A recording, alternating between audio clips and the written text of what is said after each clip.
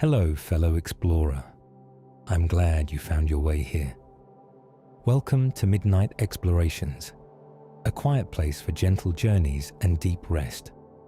Tonight, we travel to the high places of the ancient Andes, to temples built on ridges and mountaintops where earth reaches toward sky. These are stories of stone and sunlight, of patient observation and quiet ceremony, of people who climbed to where the air grew thin, so they might stand closer to the sun, the moon, and the stars. For the next little while, there's nothing for you to do, and nowhere for you to go. Let the day fade into the distance, and focus on getting comfortable and breathing deeply. There is no urgency here, only the slow rhythm of seasons turning and light moving across stone. Let these stories carry you gently through the night as we climb together to places where the sky seems close enough to touch. Close your eyes now and let go. High places have always drawn human attention. There is something in the experience of climbing, of leaving the familiar lowlands behind and ascending to where the view opens and the horizon stretches, that feels like approaching something sacred. The mountains stand above the ordinary world, their peaks catching the first light of dawn and the last light of evening, their slopes rising through zones of forest and grassland until they reach bare rock and snow. To stand at such heights is to stand between worlds, with the earth falling away below and the sky arching vast and close above. In the Andes of South America, this feeling found expression in centuries of ceremonial practice. Long before the empire we call Inca rose to prominence, the peoples of these mountains had developed traditions of sacred observation at high places. They built temples on ridges and platforms on hilltops, carved stones on summits, and marked the passages of sun and stars from vantage points that lifted them above the valleys where they farmed and lived. The heights were special, set apart from ordinary life, reserved for moments of communion with powers greater than human. The ceremonies conducted at these high places were not frantic or dramatic. They were patient, repetitive, tied to the slow cycles of the agricultural year and the even slower cycles of celestial movement. Priests and attendants would climb to their stations and wait, watching the horizon for the moment when light would strike a particular stone or enter a particular window. They would make offerings, quiet gestures of gratitude and petition, and then descend again to the world below. The pattern would repeat with the seasons, year after year, generation after generation. The same observations made from the same stones as the centuries passed. The stillness of these high sanctuaries was part of their power. Away from the bustle of towns and markets, away from the demands of daily labor, the mountaintop temples offered a different pace, a different quality of attention. The wind that blew across the ridges carried no human voices, only the whisper of grass and the occasional cry of a distant bird. The silence was not empty but full, pregnant with the presence of the mountains themselves, those massive forms that the Andean peoples regarded as living beings, spirits deserving of reverence and care. The sky above these high places was particularly vivid. At altitude, the air is thinner, the atmosphere less dense, and the stars shine with a brilliance rarely seen from lower elevations. The sun rises with sudden intensity, its light flooding across the peaks with an almost physical force. The moon moves through phases that mark the months, and the stars wheel slowly overhead, their patterns shifting with the seasons in ways that careful observers learn to read. The high temples were observatories as well as sanctuaries, places where the movements of celestial bodies could be tracked and interpreted, their rhythms woven into the fabric of religious and agricultural life. The mountains had been home to ceremonial centers for thousands of years before the Incan capital Cusco rose to prominence, and the practices that would later flourish at sites like Machu Picchu had deep roots in earlier cultures that the Inca inherited and transformed. Among the earliest of these highland traditions was that of the Chavin culture, which flourished in the central Peruvian highlands from roughly 1200 to 400 BCE. The Chavin built their temples in mountainous landscapes, creating sacred spaces where the terrain itself contributed to the power of the ceremonies conducted there. Their architecture incorporated the natural features of the highlands, working with the slopes and outcrops rather than against them. The practices they developed, the ways they integrated built structures with mountain settings, would echo through all the cultures that followed. Later, between roughly 500 and 900 CE, the Tiwanaku culture arose near Lake Titicaca, at an altitude of nearly 4,000 meters above sea level. The Tiwanaku were master builders who constructed monumental platforms and temples at heights that would challenge any construction effort. Their ceremonial centers demonstrated that large-scale, carefully planned sacred architecture was possible even in the thin air and harsh conditions of the high Andes. The platforms they built lifted ceremonies above the surrounding landscape, creating artificial elevations that brought worshippers closer to the sky, even when natural peaks were not available. The Wari culture, flourishing in the central highlands from roughly 600 to 1000 CE, added another layer to this accumulating tradition. The Wari built planned cities and ritual spaces in elevated terrain, demonstrating a sophisticated understanding of how to organize human settlement and ceremony in mountain environments. Their sites foreshadowed the later Inca habit of placing important centers in dramatic locations, using the natural grandeur of the landscape to enhance the power of their constructions. These earlier cultures did not simply disappear. Their knowledge and practices were absorbed by those who came after, passed down through generations of priests and builders who remembered the old ways even as they developed new ones. When the Inca began their rise to power, they were not inventing traditions from nothing. They were inheriting a rich legacy of highland ceremonial practice, building on foundations laid by cultures whose names are now known only through archaeology. The sky temples of the Inca were the culmination of millennia of Andean religious development, the flowering of seeds planted long before. The continuity of these traditions is remarkable. Across more than 2,000 years, the peoples of the Andes maintain their reverence for high places, their practice of building sacred structures in elevated settings, their careful observation of celestial movements.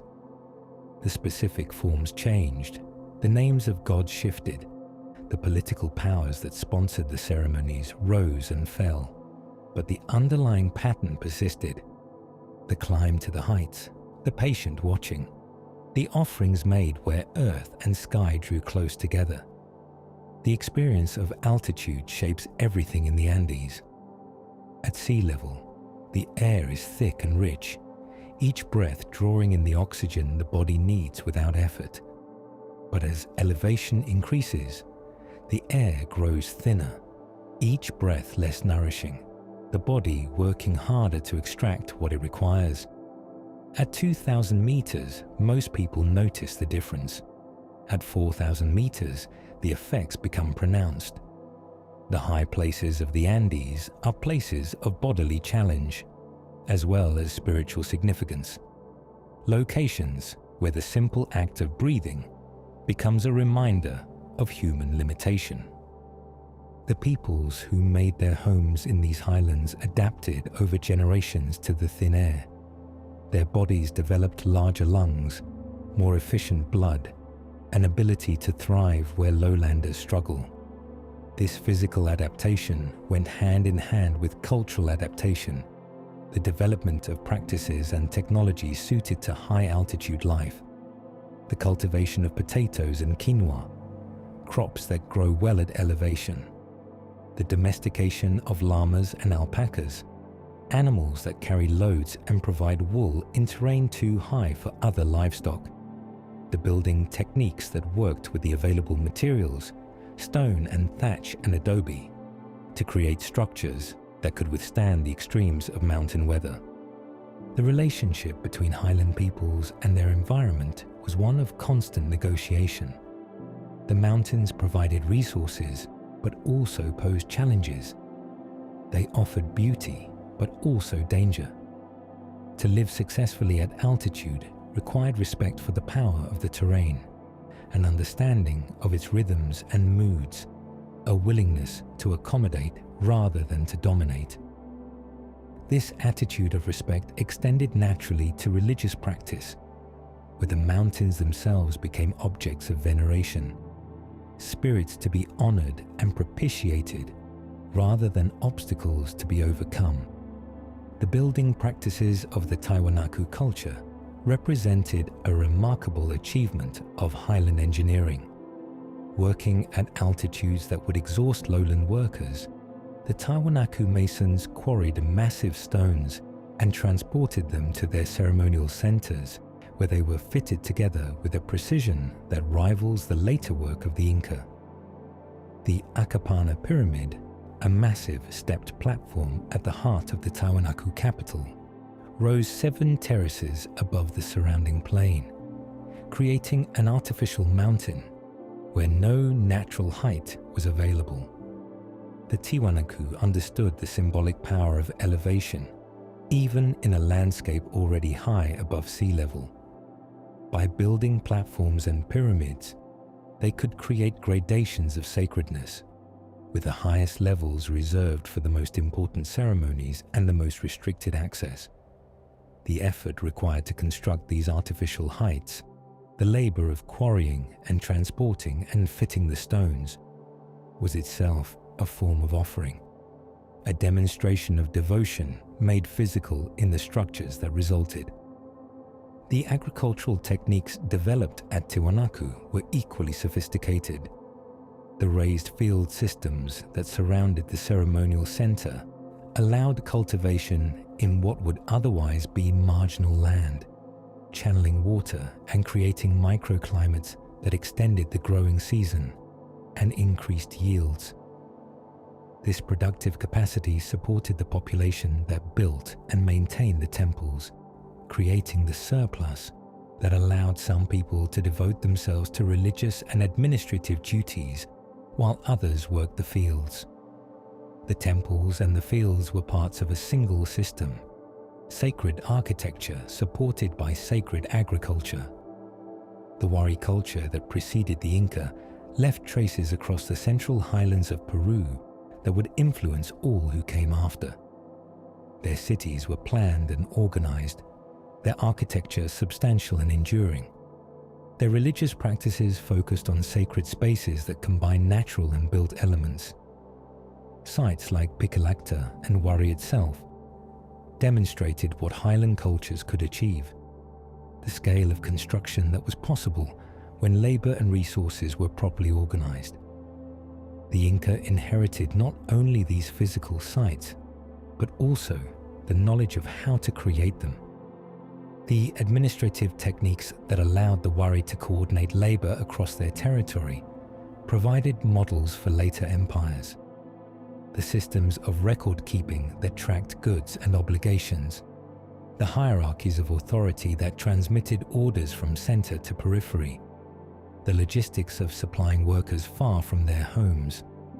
All of this had been worked out by the Wari and refined by their successors. When the Inca built Machu Picchu, they were applying lessons that had been learned over centuries, techniques that had been tested and improved by generations of builders before them. The religious practices of the Wari also influenced what came after. Their emphasis on highland sacred spaces, Their integration of temples with natural features, their attention to astronomical alignments. These elements appear in Inca practice as well, suggesting either direct inheritance or parallel development from common Andean roots.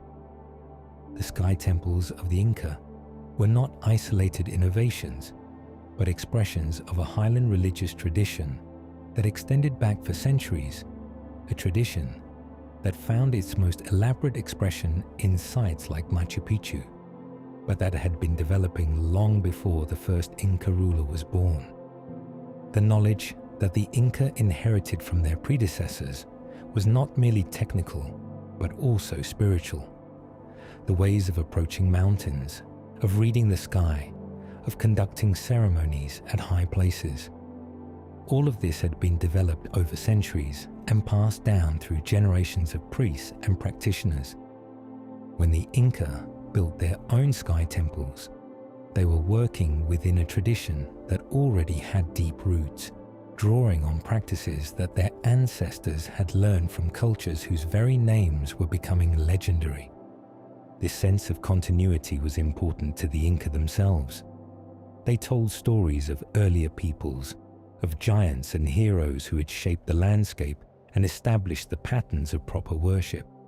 These stories were not just entertainment but charters, explanations of why things were done the way they were done, justifications for practices whose origins were already ancient. To build a temple at a high place, to orient it to the sun, to conduct ceremonies at solstice and equinox.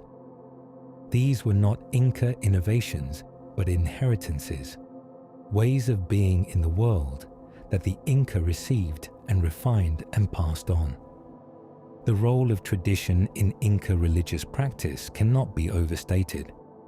The ceremonies conducted at sites like Machu Picchu were not spontaneous expressions of devotion, but carefully scripted rituals, their every element prescribed by precedent, their timing determined by calendrical calculations refined over generations.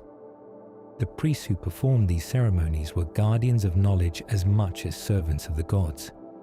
Their training focused on learning and preserving the correct forms, the proper sequences, the precise words and gestures that each occasion required.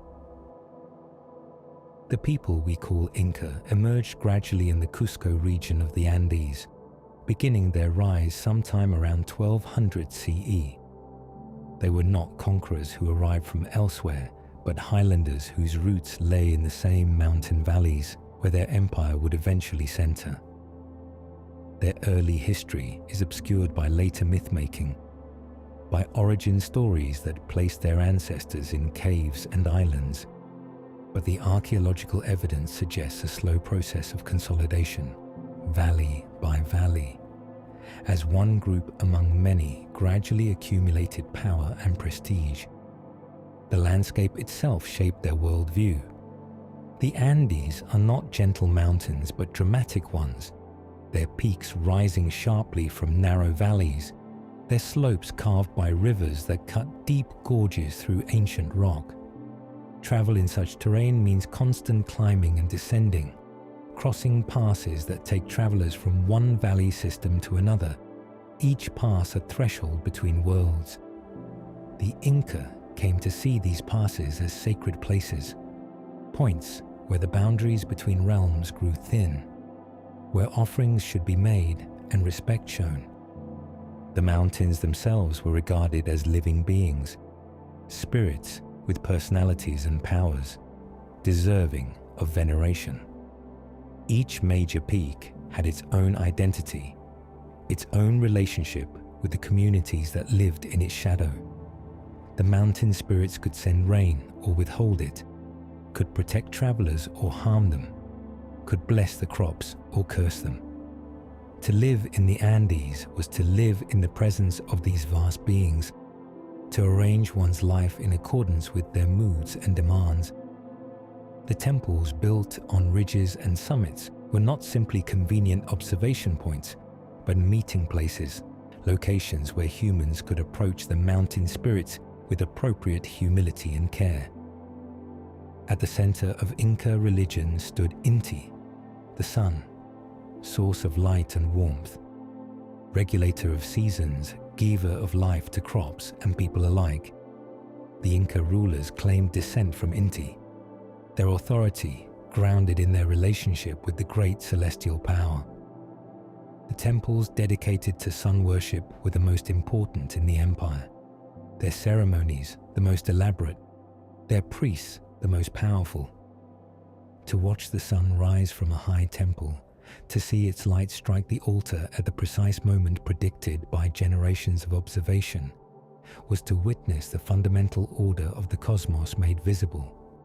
Other celestial bodies received attention as well. The moon marked the months and governed certain ceremonies. The stars provided orientation and timing, their risings and settings signaling the proper moments for planting and harvesting, for festivals and fasts. The dark patches in the Milky Way, which the Inca saw as celestial animals, featured in stories and ceremonies. The sky was not a distant backdrop, but an active participant in human affairs, its movements requiring constant attention from those trained to read its messages. The temples where this celestial watching took place were not open to everyone. Access was restricted, limited to priests and high nobles who had undergone the necessary training and purification. Ordinary people might climb to the lower terraces of a sacred site, might participate in the processions and festivals that brought the community together, but the inner sanctuaries, the rooms where the most powerful ceremonies were conducted, remained closed to all but the initiated few.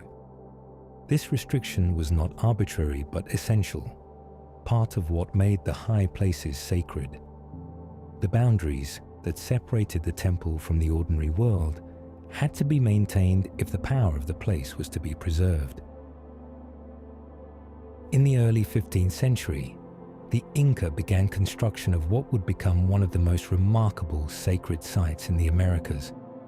High in the Andes, on a narrow ridge between steep peaks, they chose a location that seemed designed by the mountains themselves for the ceremonies they intended to conduct there.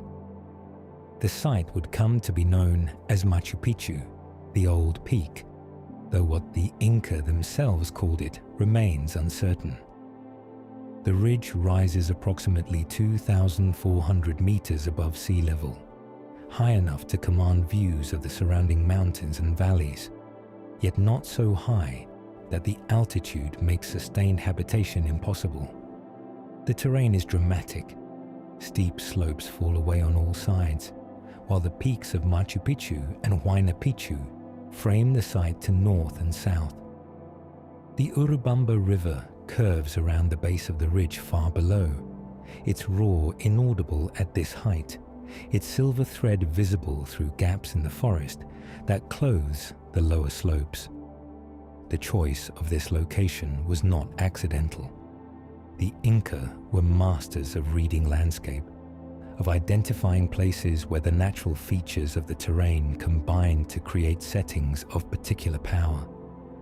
This ridge offered isolation, difficult to reach and easy to control, separated from the lowlands by steep climbs and narrow paths. It offered visibility, views of the surrounding peaks that played important roles in Inca cosmology, and it offered alignment, orientations to sunrise and sunset, to solstice and equinox that could be incorporated into the buildings that would soon rise there. The natural enclosure of the site contributed to its sacred character.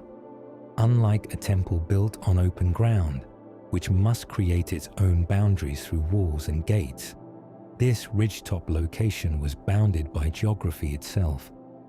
The steep drops on all sides formed a natural temenos, a sacred precinct defined by the mountain. To enter the site was to leave the ordinary world behind, to climb into a space that the earth itself had set apart. The architecture that would fill this space could work with these natural boundaries, enhancing and articulating what the terrain already suggested. The relationship between the site and its surrounding mountains was was carefully considered. From various points on the ridge, specific peaks were visible, peaks that held religious significance, that were believed to house powerful spirits, that marked important astronomical alignments.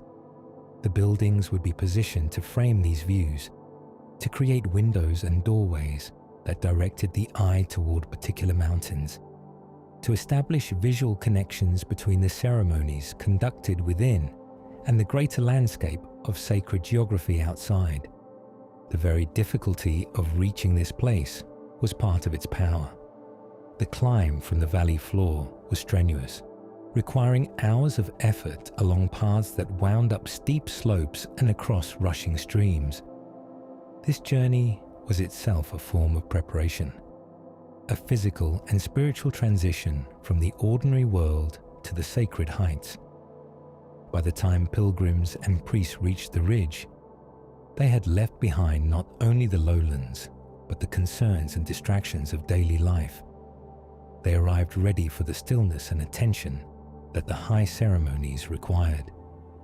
The views from Machu Picchu extend in all directions, each viewpoint carefully considered by the original builders.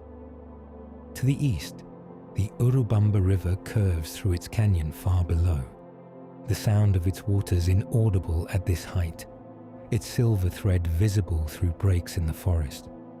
To the west, the mountains rise in ranks toward the high Cordillera, their peaks often hidden in clouds that form and dissolve throughout the day. To the north and south, the companion peaks of Huayna Picchu and Machu Picchu mountain frame the site, their slopes rising even higher than the ridge where the city stands. These views were not incidental, but intentional. The buildings were positioned to frame specific mountains, to create windows through which particular peaks could be seen, to establish visual relationships between the ceremonies conducted within and the sacred geography outside. A priest standing in the room of the three windows saw not random scenery, but a carefully composed landscape, each element meaningful, each mountain a presence deserving of attention. The architecture directed the eye as surely as it directed the feet, guiding attention toward what was significant and screening out what was not. The clouds that swirl around the peaks add to the drama of the setting. The eastern slopes of the Andes are frequently shrouded in mist, clouds rising from the warm lowlands and condensing as they meet the cooler air of the heights. These clouds move constantly, revealing and concealing the mountains, creating effects of light and shadow that change from moment to moment. A peak visible one instant may be hidden the next, only to reappear transformed, its snow now gleaming, its rock now dark. The landscape is never static, never the same twice, always offering new revelations to those who watch. The stonework that characterizes Inca construction is remarkable for its precision and durability. The masons who shaped these blocks worked without iron tools, using harder stones to pound and grind the granite into the forms they needed. The process was laborious, each block requiring hours or days of patient work, the gradual removal of material until the desired shape emerged. The care taken with this work is evident in the finished product. Surfaces that are smooth to the touch, edges that are crisp and true, joints that fit so closely that the walls seem to be single pieces of stone rather than assemblages of many. The fitting of stones together was a separate skill from the shaping. Each block had to be adjusted to its neighbors, trial placements made and adjustments calculated, high spots ground down and low spots accommodated. The result was a form of construction that required no mortar, the stones held in place by gravity and friction alone, their own weight pressing them together into a unified mass. This technique had advantages beyond its appearance. Mortarless walls can shift slightly during earthquakes, absorbing the shock rather than cracking, returning to their original positions when the shaking stops. The walls of Machu Picchu have survived 5 centuries of seismic activity because of this construction technique. Where mortar-bound walls would have cracked and crumbled, the fitted stones have remained in place, their joints still tight, their courses still level. The builders understood their environment, understood that the earth would shake, and designed their constructions to accommodate that shaking. This was not just engineering but wisdom, the accumulated knowledge of generations applied to the specific challenges of Andean construction. The water systems that served Machu Picchu demonstrated the same sophistication as the stonework. In a landscape where rainfall is abundant but seasonal, where heavy rains can destabilize slopes and undermine foundations, the management of water was essential to the survival of the site. The Inca engineers created a comprehensive system of channels, drains, and fountains that collected rainfall, directed it where it was needed, and carried away the excess before it could cause damage. A spring on the slopes above the site was tapped and channeled through a series of stone-lined conduits, carrying fresh water to a sequence of 16 fountains that stepped down through the urban area. These fountains provided water for drinking and washing, for ceremonial purposes and daily needs.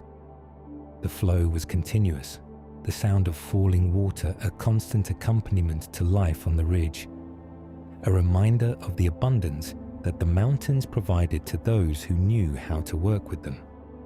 The drainage systems hidden within the terraces and beneath the plazas were equally important. Water that accumulated during the rainy season had to be carried away quickly before it could saturate the soil and cause the retaining walls to fail.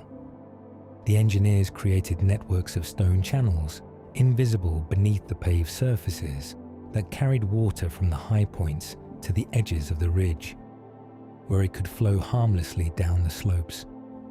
The system worked so well that it continues to function today, maintaining the stability of structures that might otherwise have collapsed centuries ago. The construction of Machu Picchu required the coordination of labor on a scale that only imperial organization could achieve. Workers were recruited from communities throughout the growing Inca Empire, brought to the site through the system of labor obligation that formed the basis of Inca economics.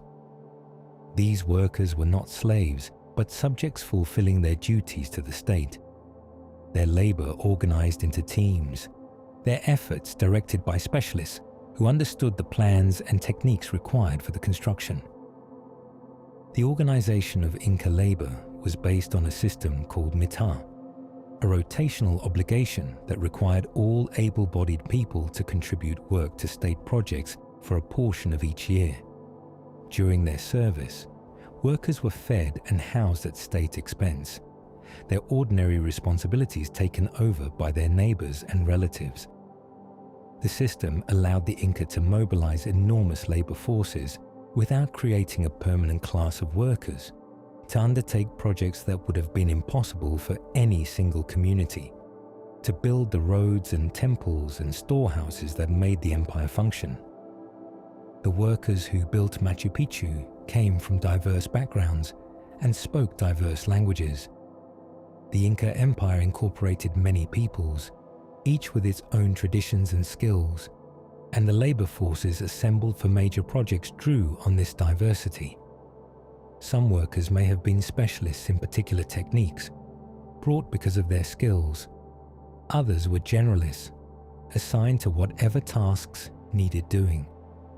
The resulting construction reflected the contributions of many hands, unified by the plans of the architects, but executed by people whose individual efforts are now invisible within the finished whole. The construction of Machu Picchu began around 1420 and continued for several decades, the work directed by the Inca ruler Pachacuti Yupanqui and continued by his successors. Pachacuti was the great transformer of Inca society, the ruler who expanded a regional chieftainship into an empire, who rebuilt Cusco as a capital worthy of that empire, and who established many of the religious practices that would characterize Inca civilization. Machu Picchu was part of his vision, a royal and ceremonial estate that would serve both as a retreat from the capital and as a center for the most important rituals of sun worship. The builders faced extraordinary challenges. Every stone had to be quarried and shaped at altitude, in conditions where the thin air made physical labor exhausting. The granite of the region is hard and dense, resistant to cutting, demanding patience and skill from the masons who worked it. Yet the Inca builders achieved a level of precision that still astonishes observers, fitting stones together so closely that no mortar was needed, creating walls that have survived 5 centuries of earthquakes and weather without significant damage.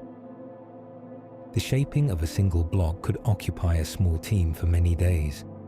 The masons worked with stone tools of harder rock, striking and dressing the surface of each granite block with steady, unhurried blows, whose accumulated effect was the gradual emergence of the form they wanted. A face would be brought close to flat, then closer still. The high places worked down with smaller and smaller corrections as the stone approached its final shape. The dust raised by this work hung in the thin air, settling slowly on the workers and on the stones around them. The sound of the dressing was a series of small, steady taps, repeated across the work area where many blocks were being shaped at once, each tap removing only a little material, each block progressing only a little day by day. The transport of stones to the ridge was its own long labor, performed without wheeled vehicles and without draft animals capable of pulling heavy loads. Stones were moved by teams of workers using ropes, levers, and rollers of timber. The heavy blocks coaxed across difficult ground in the way that everything in the Andean highlands had to be moved. Slowly, with many hands, with the rhythm of coordinated effort. A block being brought up to the site might travel only a short distance in a day. The teams worked in shifts, resting, eating, returning to the lines and the levers, the stone advancing by small increments along the path that had been prepared for it. The construction technique was adapted to the terrain rather than imposed upon it. Where the ridge offered level ground, the builders created plazas and platforms. Where the slope was too steep for building, they constructed terraces, flat surfaces held in place by retaining walls, stepping down the hillside in a cascade of usable space. Natural rock outcrops were not removed but incorporated, becoming foundations for temples or focal points for ceremonies. The city grew organically from the landscape, its form shaped by the contours of the ridge it occupied. The terraces served multiple purposes. Some were agricultural, planted with crops that fed the community of priests and attendants who maintained the site. Others were ceremonial, providing stages for processions that moved upward through the complex, from the lower residential areas toward the high sacred spaces at the summit. Still, others were structural, preventing erosion and stabilizing the slopes on which everything else depended. The engineering required to build and maintain these terraces was sophisticated, with drainage systems hidden within the walls to carry away the heavy rains of the wet season. The pathways that connected the different areas of the site were laid out with careful attention to the experience of movement. Climbing from one level to the next, visitors passed through transitions that prepared them for what lay ahead. Narrow passages opened suddenly into broad plazas. Dark interiors gave way to bright courtyards. The journey through the site was choreographed, designed to create specific effects, to heighten the impact of arriving at the most sacred spaces. This was architecture not just of buildings, but of experience, using space and light and the labor of climbing to shape the states of mind of those who passed through.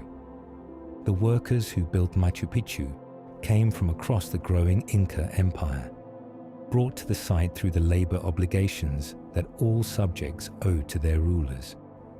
They lived in temporary camps during the construction period, returning to their home communities when their service was complete.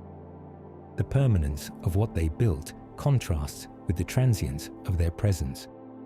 The walls they raised still stand, but the workers themselves are anonymous, their individual contributions lost in the collective achievement of the finished site.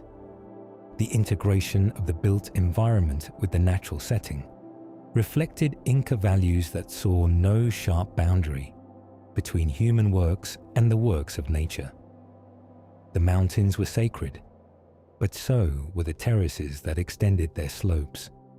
The rocks were powerful, but so were the temples that rose from their foundations. By building in harmony with the landscape rather than in opposition to it, the Inca created sites that seemed to grow from the earth itself, natural extensions of the sacred geography that surrounded them.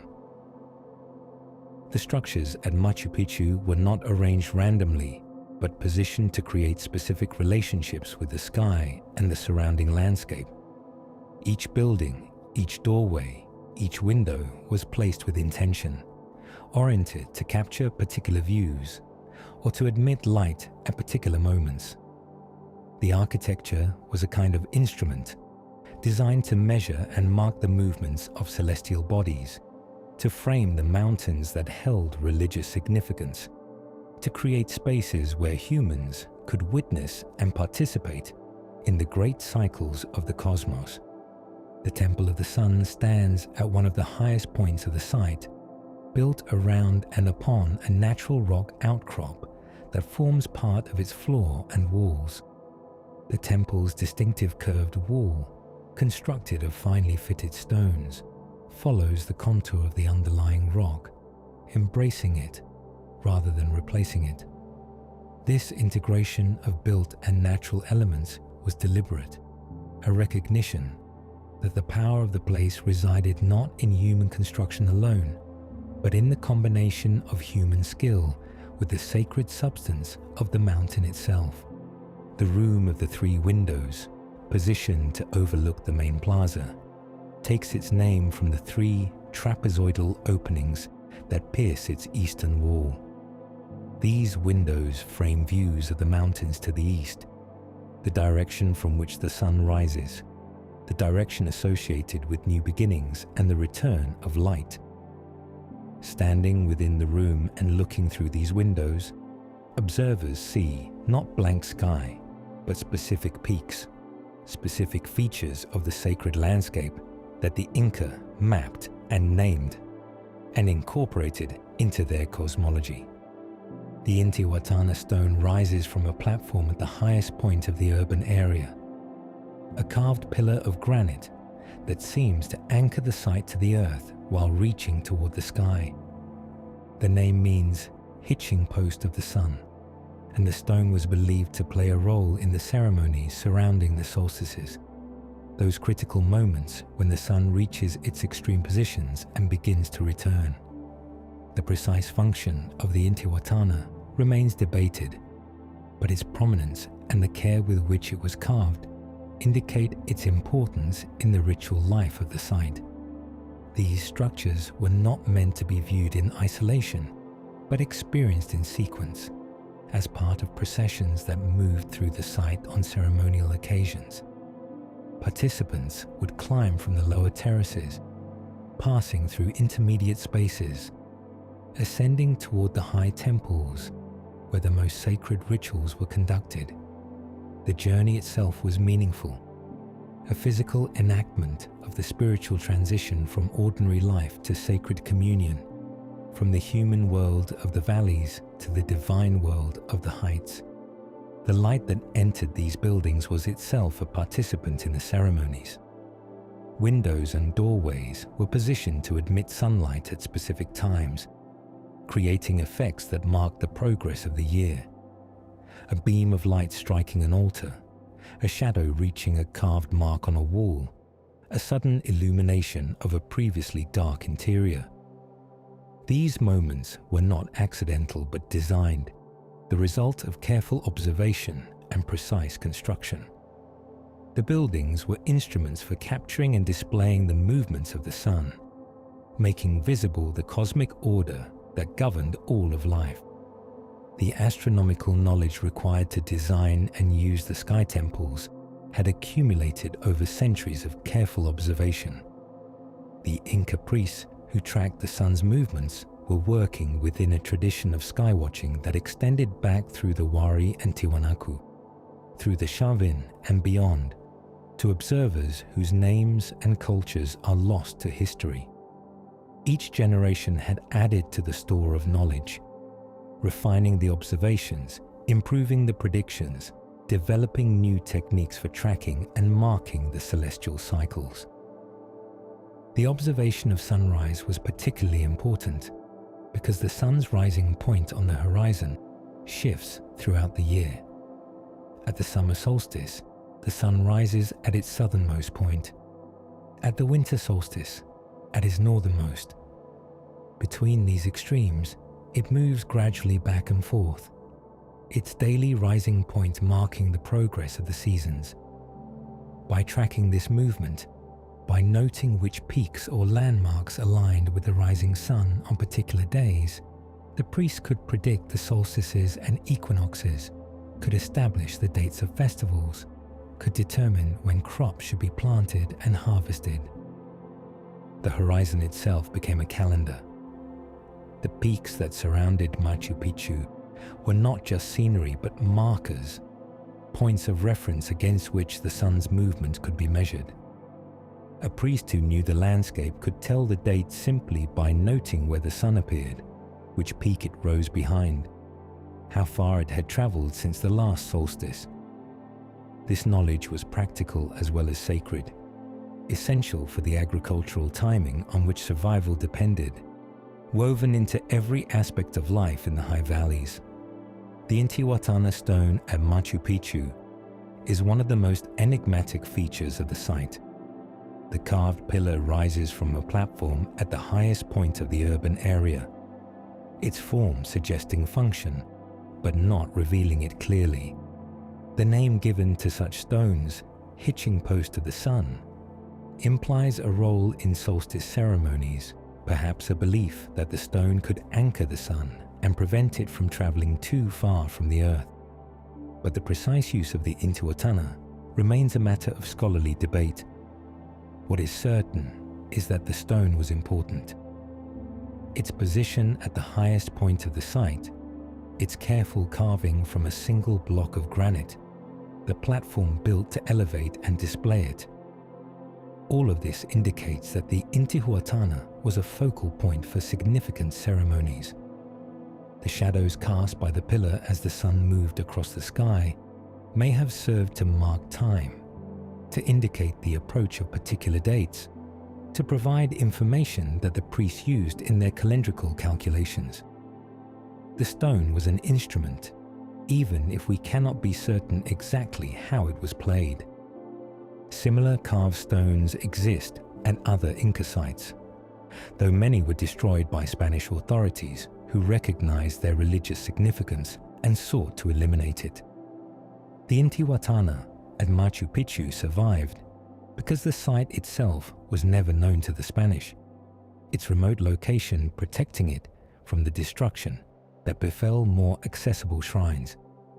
Its survival allows us to see what other sites have lost, to imagine the complete ritual landscape that once characterized Inca sacred centers. The room of the 3 windows at Machu Picchu occupies a position of prominence overlooking the central plaza. Its eastern wall is pierced by 3 large trapezoidal windows, the characteristic shape of Inca openings, each carefully cut from massive stones and fitted into place with the precision that marks the finest Inca work. The windows are large enough for a person to step through, though whether they served as entrances or purely as viewing apertures remains uncertain. What is certain is that they frame views of the sacred landscape to the east, creating a relationship between interior space and exterior geography that was fundamental to the building's purpose. The symbolism of three windows appears in Inca origin myths, where the ancestors of the Inca people are said to have emerged from three caves or windows in a sacred mountain. The Room of the Three Windows may reference this myth, its architecture echoing a cosmological narrative that explained the origins of the Inca and their right to rule. If so, the room was not merely an observatory, but a kind of theatre, a space where the drama of creation could be reenacted or commemorated, where the living Inca could connect themselves to their legendary ancestors. The morning light that enters through these windows illuminates the interior with an intensity that varies with the seasons. At certain times of year, the sun rises directly behind the peaks, visible through the windows, its rays streaming through the openings and flooding the room with golden light. At other times, the sun rises to one side or the other, its light entering at an angle, creating different effects of illumination and shadow.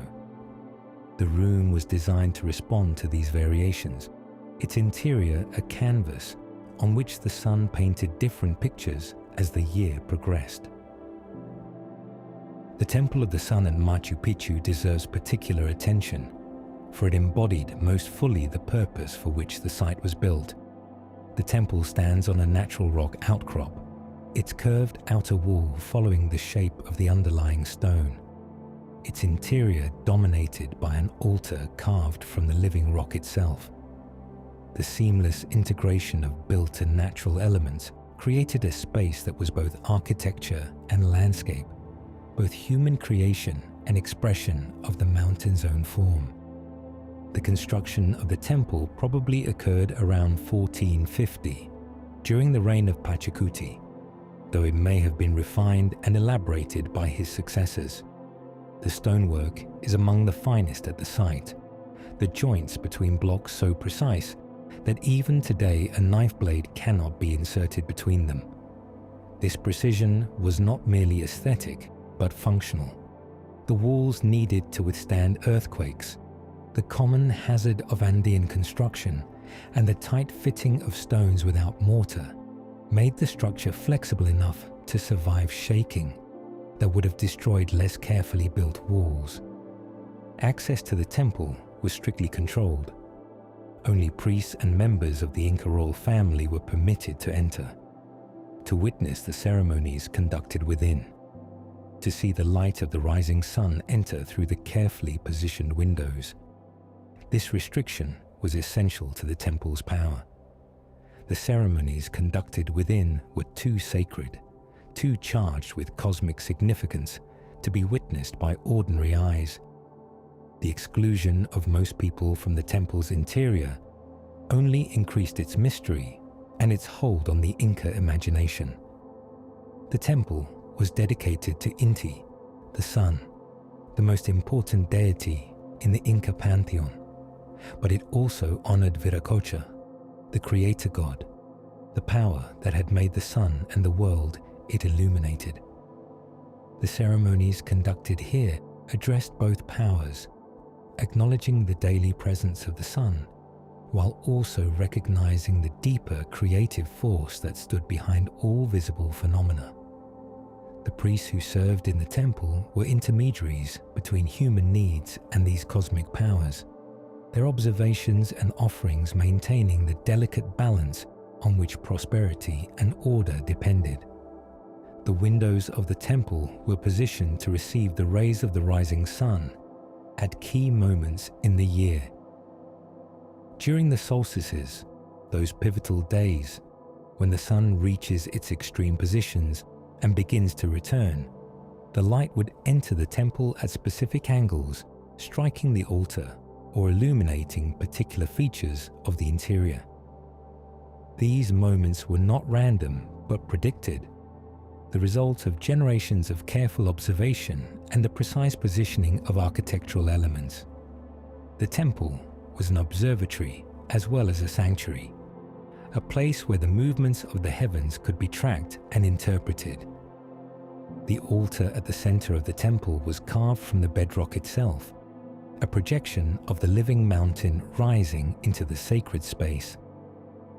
This altar was the focal point of ceremonies, the place where offerings were laid, where the light of the sun was received, where the most sacred rituals were performed.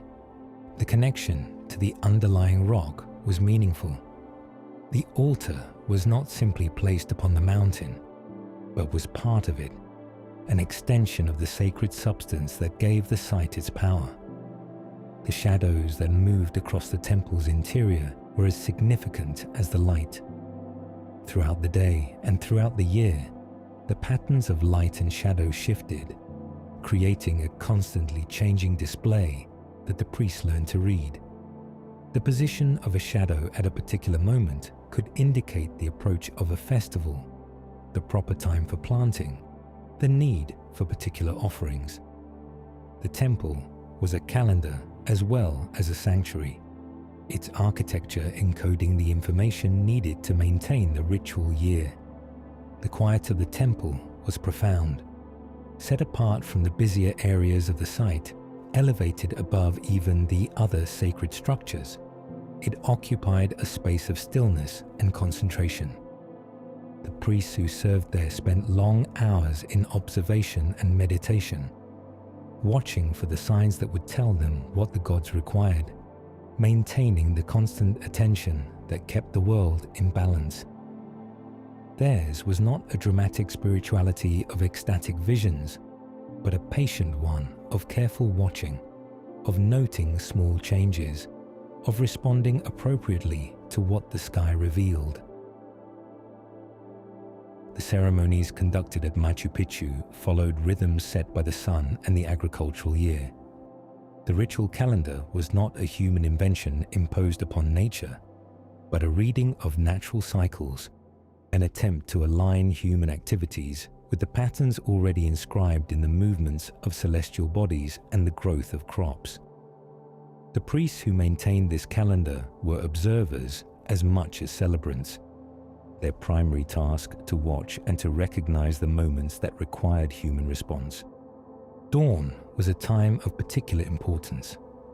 Each sunrise brought the return of light and warmth, the renewal of life, the continuation of the order that the ceremonies were designed to maintain.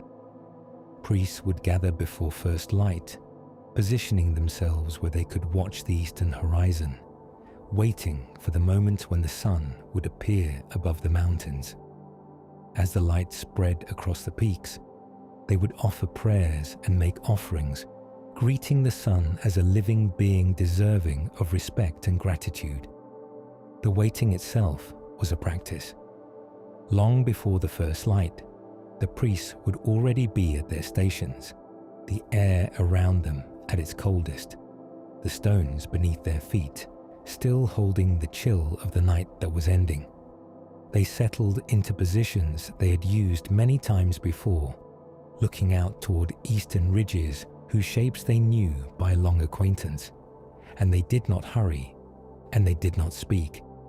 The sky shifted very slowly, a faint paling along the line of the mountains, a softening of the darkness above the highest peaks, the stars receding one by one, the brighter ones lingering longest, until only the morning star remained, and then it too thinned into the pale sky and was gone.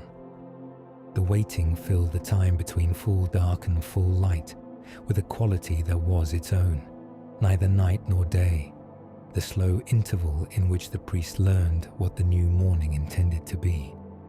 The first edge of the sun, when it came, rose with a particular quietness at this altitude. There was no surge, no rush, no sudden brightening.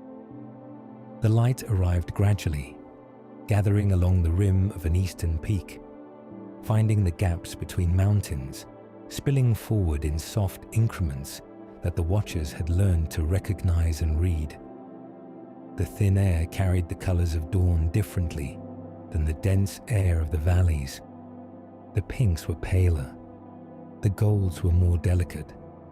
The whole event unfolded with a slowness that gave the priest time to observe each phase of it, to note which peak the light first touched, to mark the precise moment when the disk cleared the horizon, to compare what they saw with what they had seen on the same day in previous years.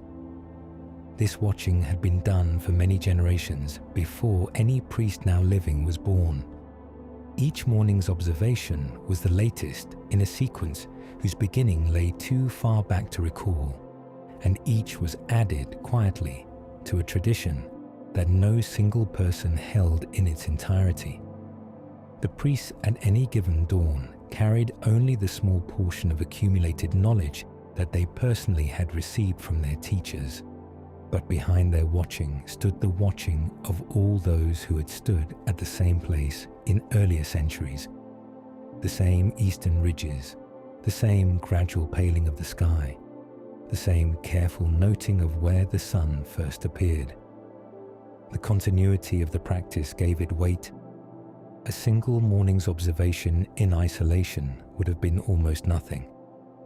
Thousands of mornings observed by many hands across many lifetimes became the calendar that ordered the empire's agricultural and ceremonial life. The solstices were the most significant moments in the ceremonial year. At the winter solstice, when the sun reached its northernmost position and the days were shortest, anxiety mingled with celebration. Would the sun return, or would the darkness continue to grow? The ceremonies conducted at this time were intended to ensure the sun's return, to strengthen it for its journey back toward the south, to maintain the cosmic balance that depended on the sun's continued movement.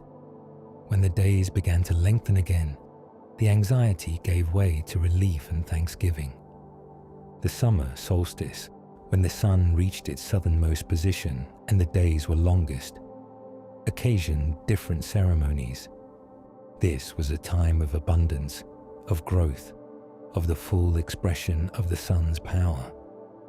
The offerings made at this time were expressions of gratitude for the plenty that the sun had provided, and petitions for the continuation of that plenty in the seasons to come.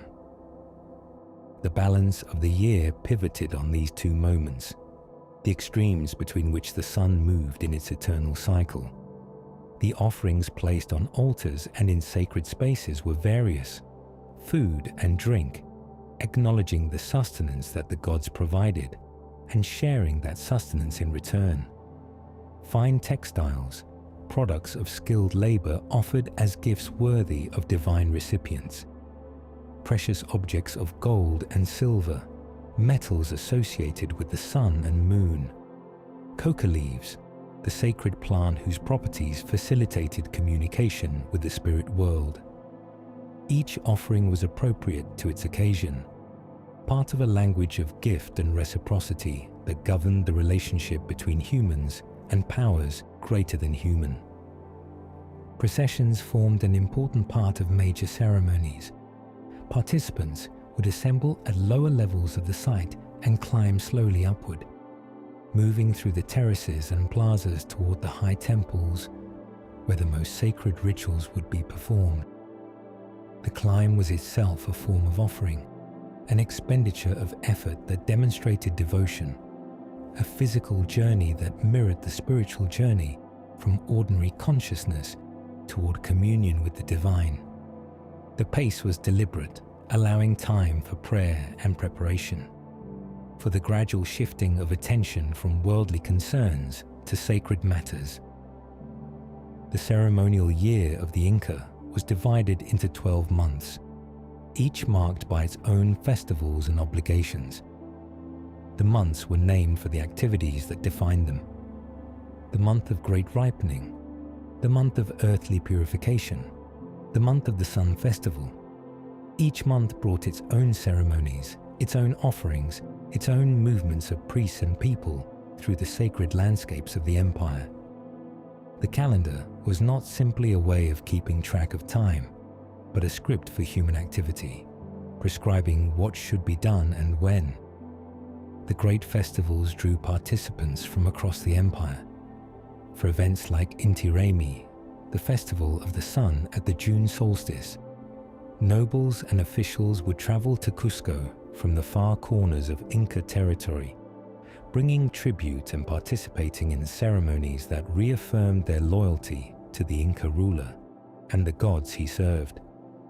These gatherings were political as well as religious, opportunities for the ruler to display his power, for subjects to demonstrate their submission, for the bonds that held the empire together to be renewed and strengthened. At sites like Machu Picchu, the festivals would have been smaller, but no less significant. The community of priests and attendants would prepare for weeks, accumulating the offerings, cleaning and decorating the temples, rehearsing the ceremonies that would mark the occasion. When the day arrived, processions would move through the terraces, ascending toward the high temples, voices raised in songs that had been sung for generations. The moment of sunrise or alignment, when it came, would be met with offerings and prayers, the human response to celestial phenomena that required human acknowledgement. The night sky over Machu Picchu was as significant as the day sky. At this elevation, far from any artificial light, the stars shine with an intensity rarely seen at lower altitudes. The Milky Way arches overhead in a band of light so bright that it casts faint shadows, its dark patches and bright regions equally visible to the careful observer. The Inca saw in this celestial river a mirror of the earthly rivers that flowed through their valleys, a cosmic counterpart to the waters that sustained their agriculture. The dark patches in the Milky Way were particularly important in Inca cosmology.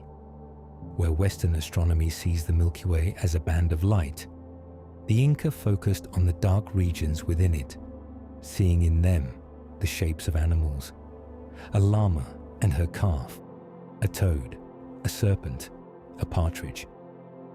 These celestial animals were called dark cloud constellations, and their appearances and disappearances throughout the year provided additional markers for the ceremonial calendar. When the celestial llama rose, the earthly llamas were ready for certain activities. When it set, other activities became appropriate. The observation of these nocturnal phenomena required its own practices and facilities.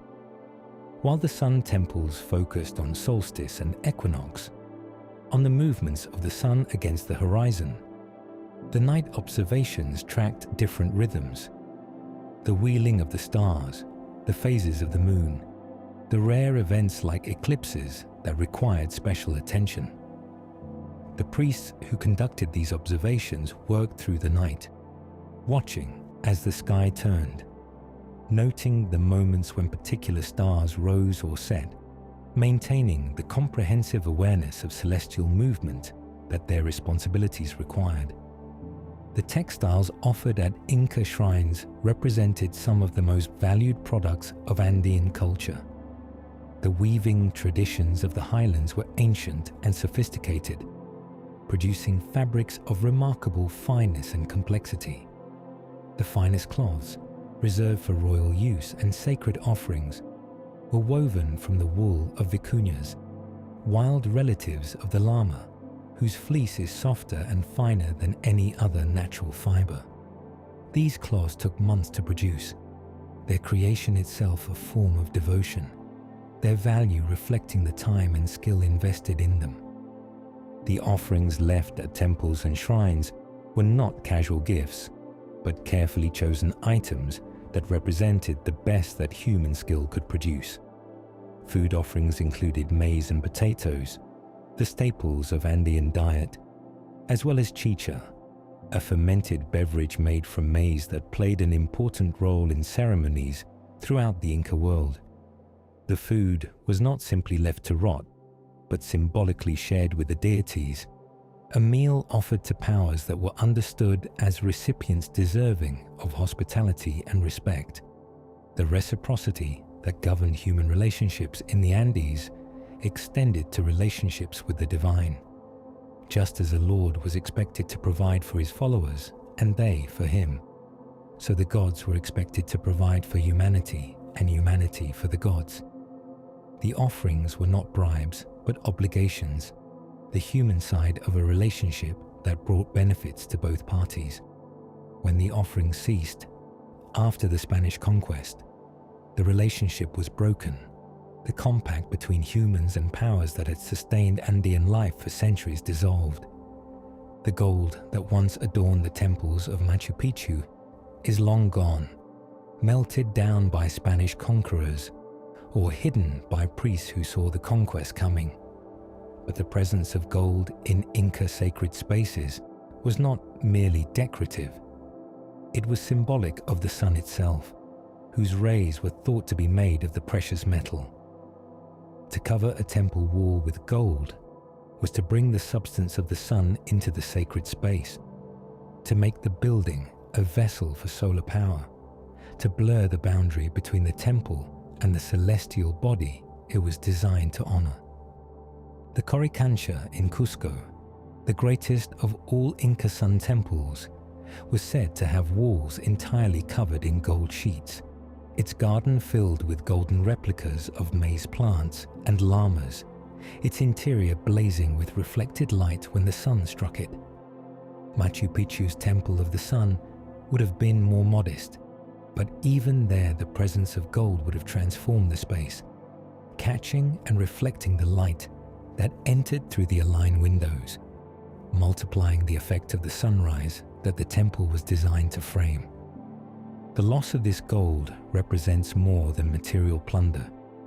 It was the destruction of sacred objects, the breaking of relationships between temples and the powers they addressed, the silencing of a visual language that had spoken of divine presence and cosmic order. The bare stone walls that visitors see today are beautiful in their own way, but they are incomplete. Remnants of spaces that were once transformed by materials that made them glow with reflected divinity. What remains is the architecture. What is lost is the luminous skin that once covered it. The population that maintained Machu Picchu during its active period was relatively small, perhaps a few hundred people at most during ordinary times, swelling to larger numbers during major festivals when visitors from elsewhere in the empire would have made the journey. The permanent residents included priests and their attendants, servants who maintained the buildings and terraces, specialists in various crafts whose skills were needed to keep the community functioning. This was not a city in the ordinary sense, but a religious center, a place whose purpose was worship rather than commerce or administration. The daily routines of those who lived at the site would have been shaped by the ceremonial calendar. Preparation for festivals began long before the events themselves, with cleaning and decorating and the accumulation of offerings. The festivals themselves might last for days, processions and ceremonies alternating with feasting and rest.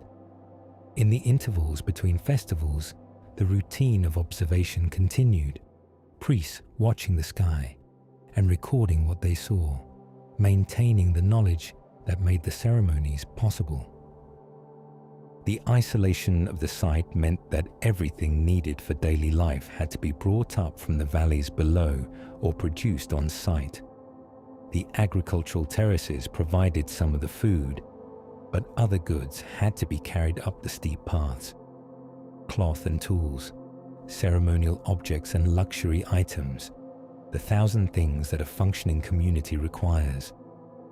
This constant traffic connected Machu Picchu to the broader world, even as its elevation set it apart. The paths linking heights and lowlands, just as the ceremonies linked earth and sky. The sounds of Machu Picchu during its active period would have been quite different from the sounds of the site today. The voices of residents and visitors calling to each other across the plazas, chanting during ceremonies, murmuring in conversation.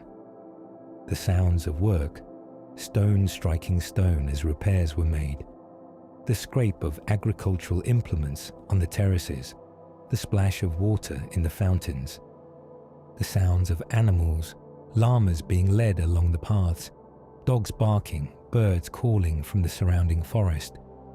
The site was alive with sound, a community going about its daily business within earshot of its neighbors. The musical instruments used in Inca ceremonies added their voices to this soundscape. Drums marked the rhythms of processions and dances, their deep beats carrying across the terraces.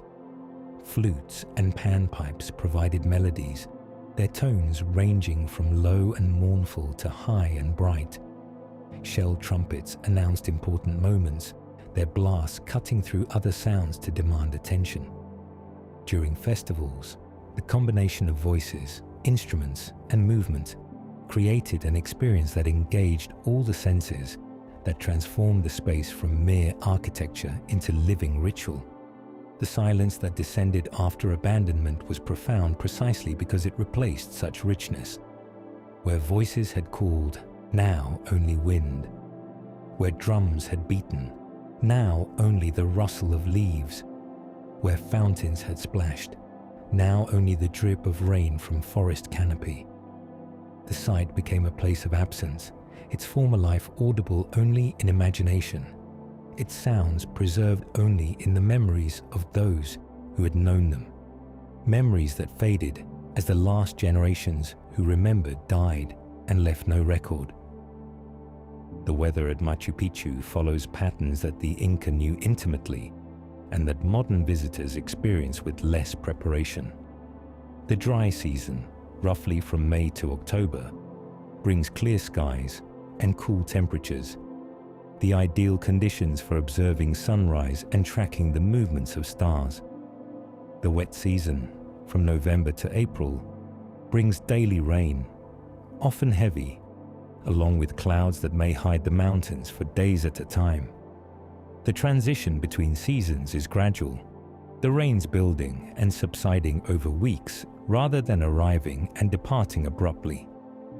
The ceremonies conducted at the site were adapted to these seasonal variations.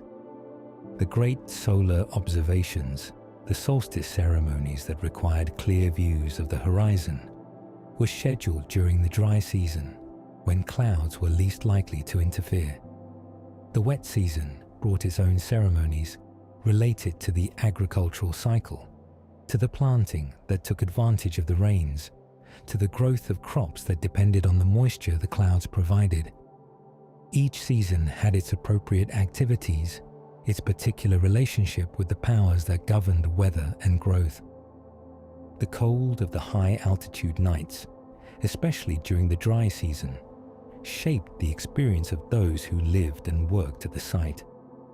Temperatures can drop near freezing even in the tropical latitudes of Peru when altitude is high enough and Machu Picchu is high enough. The buildings provided shelter from wind, their massive walls retaining warmth accumulated during the day, but the nights were still cold by lowland standards. Those who watched the night sky, tracking the stars and marking their movements, did so wrapped in the fine textiles that the Andes produced, their patience tested by conditions that would have driven less dedicated observers indoors. The agricultural terraces of Machu Picchu were not merely practical, but also experimental. The different terraces created distinct microclimates, their orientations and exposures producing variations in temperature and moisture that allowed different crops to be grown at the same site. Some scholars believe these terraces were used to test varieties of crops, to develop strains that could be grown successfully at different altitudes, to conduct the agricultural research that allowed the Inca to extend cultivation into ever more marginal environments. The crops grown on these terraces included maize, the most prestigious of Andean crops, as well as potatoes, quinoa, and other highland staples. The maize in particular required careful management, its tropical origins making it poorly suited to the cool temperatures and thin air of the heights. Yet the Inca succeeded in growing maize at elevations that should have been too high for it, developing varieties adapted to conditions that would have killed the original strains. This achievement represented generations of selection and experimentation. The accumulated wisdom of farmers who understood their crops as intimately as the priests understood the sky. The relationship between agriculture and ceremony was close. The planting and harvesting of crops were not merely practical activities, but religious ones, requiring prayers and offerings to ensure success. The agricultural calendar and the ceremonial calendar were aspects of a single system. The rhythms of farming aligned with the rhythms of worship, each reinforcing the other. The terraces that stepped down the slopes of Machu Picchu were as sacred in their way as the temples that crowned the ridge, their productivity dependent on the favor of the same powers that the temples addressed. The role of women in Inca religious practice was significant, though different from that of men. Certain temples were served by women known as akla, chosen women who were selected in childhood for their beauty and skill and dedicated to religious service. These women lived in special compounds, separated from ordinary society, devoted to weaving the fine textiles that were used in ceremonies and producing the chicha that was offered to the gods and consumed at festivals. Their work was religious work, their products sacred products, their lives ordered by the same ceremonial calendar that governed the priests. At Machu Picchu, the presence of these women would have been essential to the functioning of the site. The textiles offered at temples were not ordinary cloth, but products of exceptional skill, woven in patterns that carried religious meaning, made from fibers that were themselves special.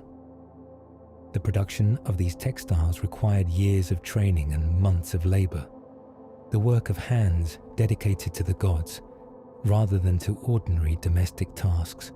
The buildings where the Akla lived and worked can sometimes be identified by their architecture, distinct from both the temples where ceremonies were performed and the quarters where ordinary residents lived.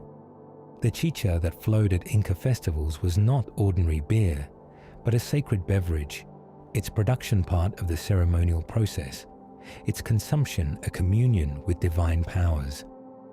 The making of chicha required skill and attention, the fermentation carefully monitored, the result a beverage that was both intoxicating and holy.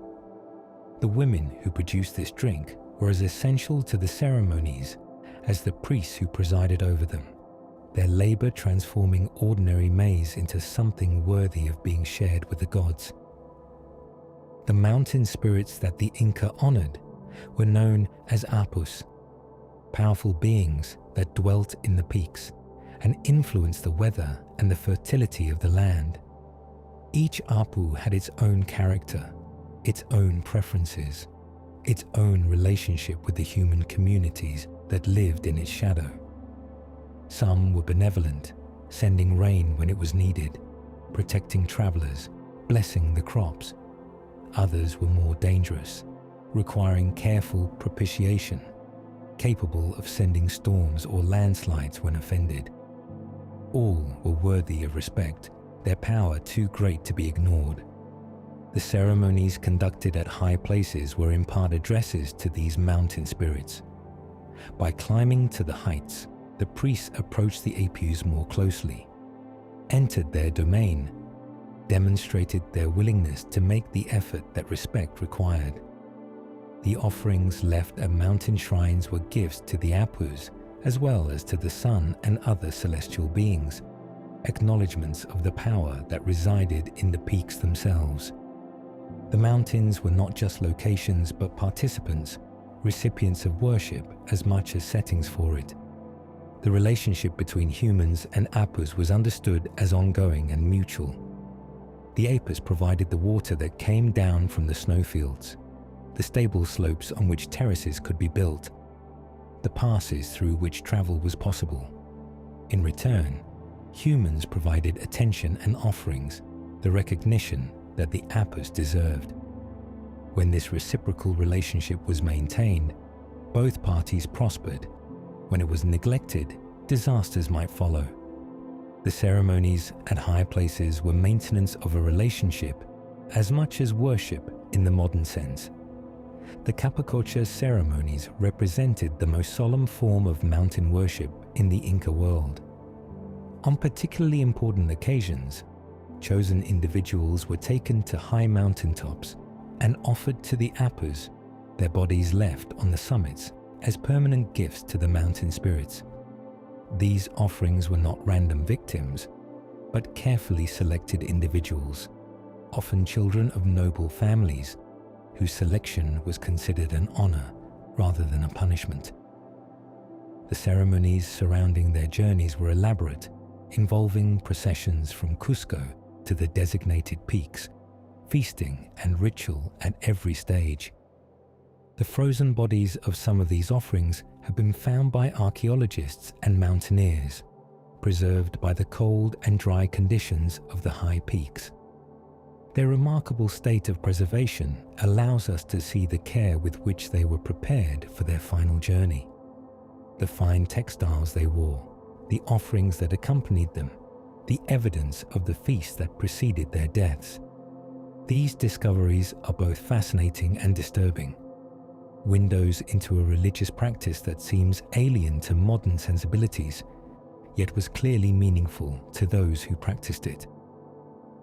The mountaintops where these ceremonies took place are among the highest in the Andes, peaks that rise to 5,000 meters and beyond, places where even modern climbers with technical equipment struggle to reach.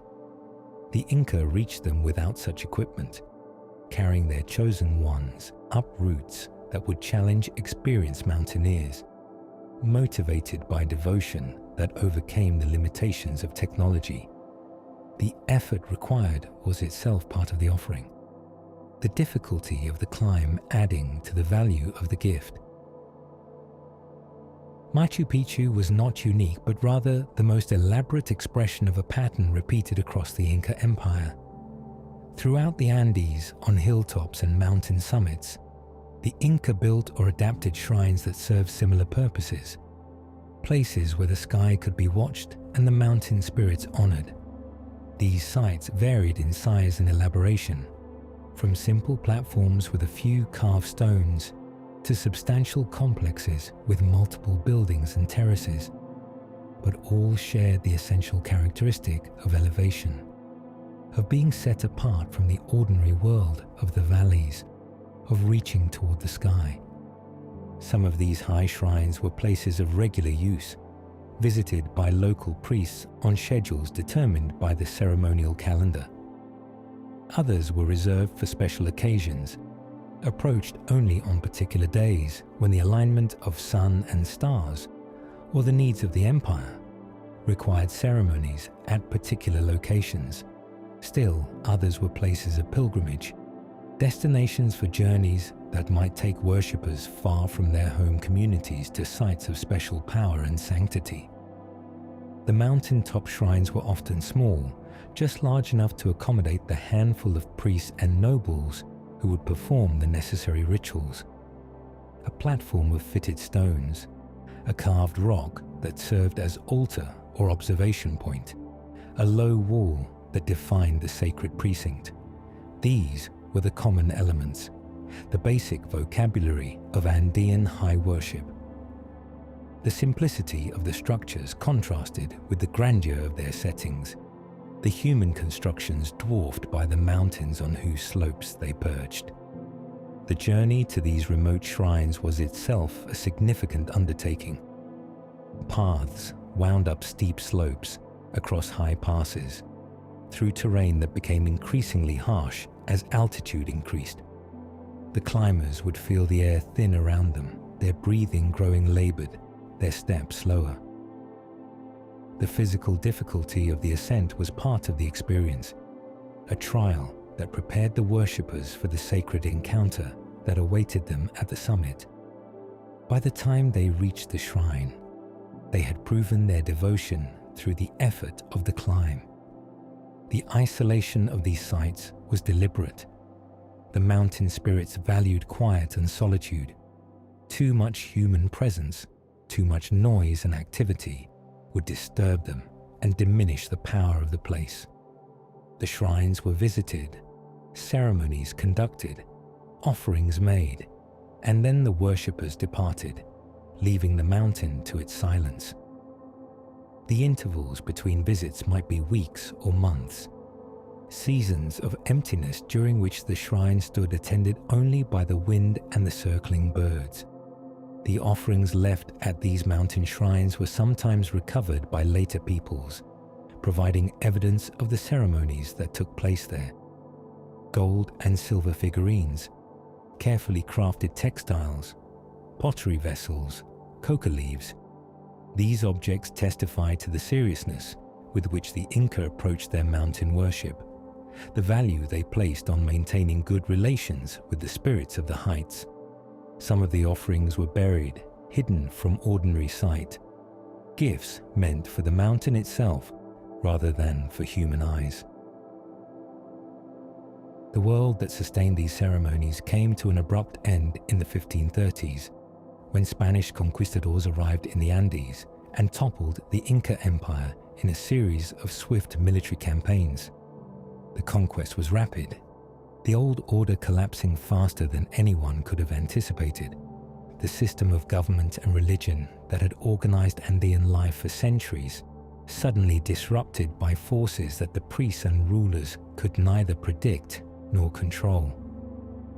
The Spanish brought their own religion, their own understanding of how humans should relate to divine powers, and they were not tolerant of alternatives. The old ceremonies were forbidden, the temples closed or destroyed, the priests dispersed or converted.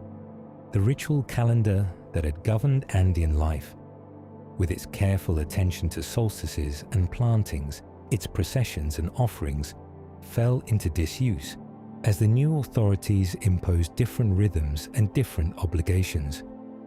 For sites like Machu Picchu, the conquest meant abandonment.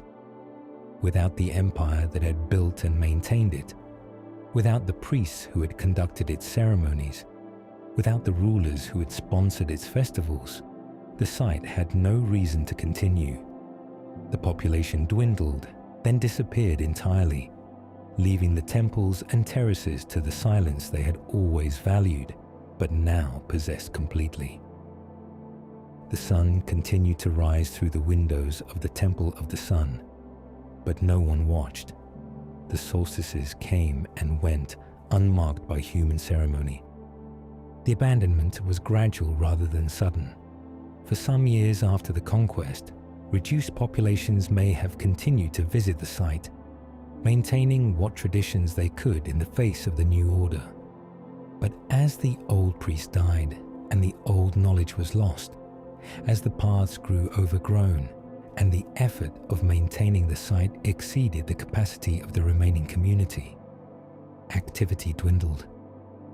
Eventually, only the stones remained, and the mountains, and the sky that continued its ancient movements above them all. The withdrawal from Machu Picchu was part of a larger pattern of retreat from the old sacred sites. Across the Andes, the high shrines fell silent, their ceremonies ended, their purpose forgotten. The mountains themselves remained indifferent to the human dramas that had played out on their slopes, but the relationship that humans had maintained with them for centuries was broken. The offerings ceased, the prayers ended, and the spirits of the heights were left unattended. The centuries that followed the abandonment of Machu Picchu were centuries of silence and slow reclamation. The forest that had been held back by constant human effort began to return.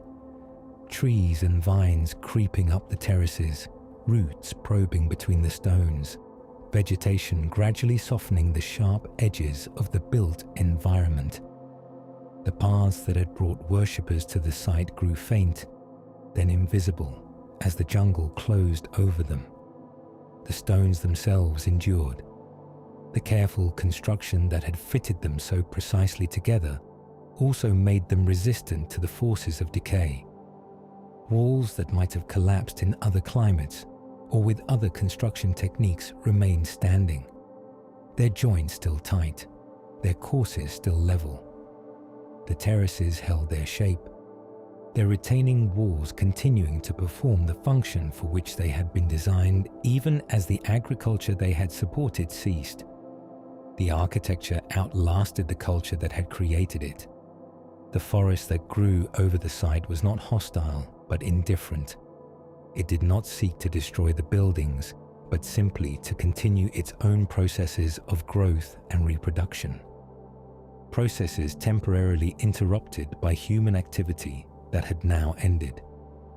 Trees grew where trees could grow, their roots avoiding the massive stones where they could, but sometimes pushing between them, lifting and tilting what had been level.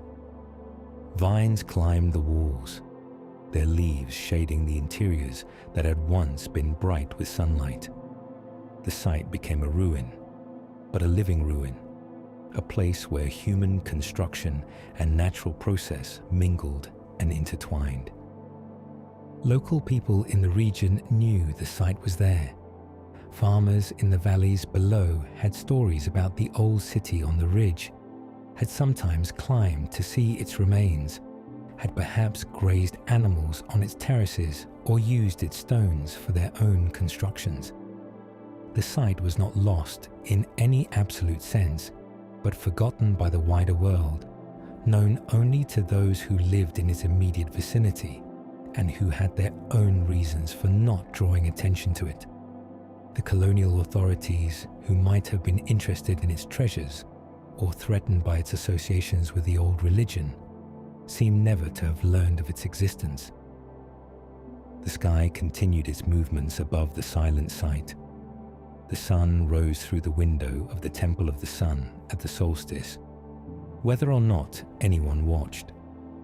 The stars wheeled overhead in patterns that no one recorded.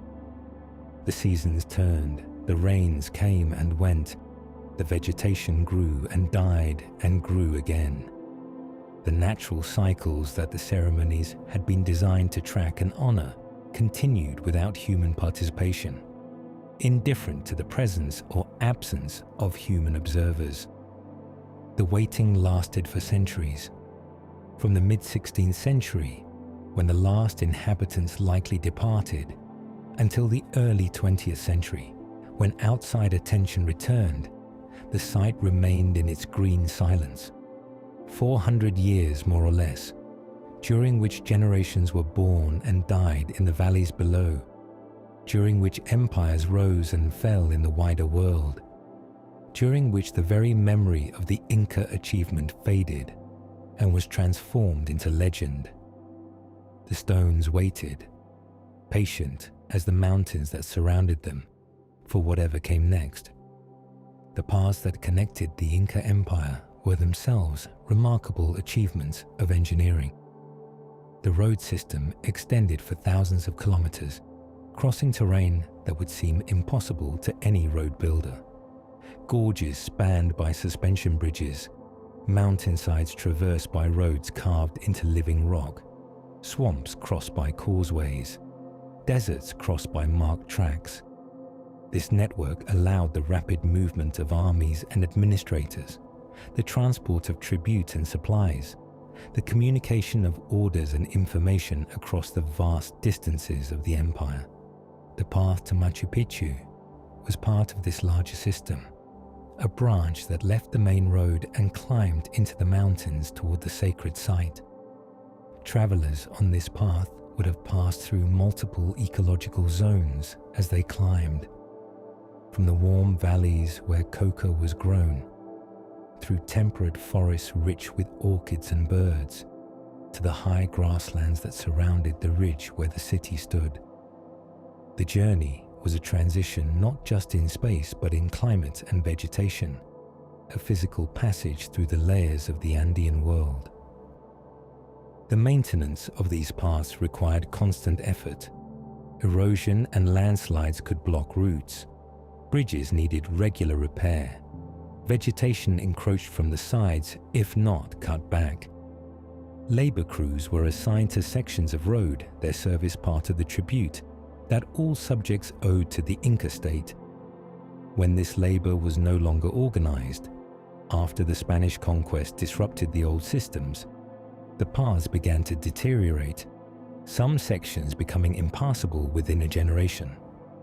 The network that had connected the empire fragmenting into isolated stretches. The Spanish conquest brought to the Andes a different understanding of sacred space and proper worship. The conquistadors and the priests who followed them saw the Inca temples as works of the devil, places where false gods had been worshipped and where true religion must now be established. The gold and silver that decorated the temples was melted down for shipment to Spain. The stones were sometimes pulled apart and reused in churches and colonial buildings. The ceremonies that had given the sites their meaning were forbidden, and their practitioners punished. The violence of this disruption varied from place to place. Some sites were thoroughly destroyed, their stones scattered, their sacred objects confiscated, their priests executed or converted. Others, more remote or less accessible, escaped the most severe treatment, their abandonment more gradual, their physical fabric more intact.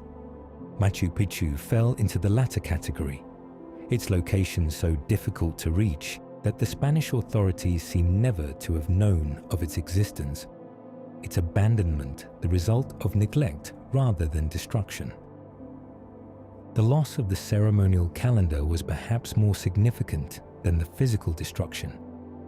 The rhythms that had governed Andean life for centuries, the careful tracking of sun and stars, the festivals and plantings and offerings, all of this depended on a system of knowledge and practice that the conquest disrupted.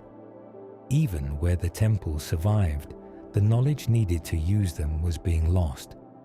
The chain of transmission from one generation of priests to the next broken. The buildings stood, but the living tradition that had given them meaning was dying. The vegetation that reclaimed Machu Picchu after its abandonment was the cloud forest that cloaks the eastern slopes of the Andes at this elevation. This is a landscape of perpetual mist and moisture, where trees are draped with mosses and ferns, where orchids grow from every branch, where the light that filters through the canopy is green and soft.